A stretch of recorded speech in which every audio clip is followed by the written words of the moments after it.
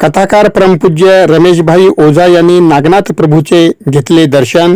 8वे ज्योतिर्लिंग नागनाथ संस्थानकडून सत्कार। हिंगोली शहरातील रामलीला मैदानावर श्रीमद भागवत कथा सुरू आहे। त्यानिमित्ताने आंतरराष्ट्रीय कथाकार परमपूज्य भाई श्री रमेशभाई ओझा हे आले आहेत। सोमवारी 23 मार्च रोजी सकाळी 11 वाजता कथाकार परमपूज्य भाई श्री रमेशभाई ओझा यांनी 8वे ज्योतिर्लिंग नागनाथ प्रभूचे दर्शन घेऊन महापूजा केली। महापूजा झाल्यानंतर त्यांचा नागनाथ देवस्थानच्या वतीने नागनाथ मंदिराची प्रतिमा देऊन सत्कार करण्यात आला।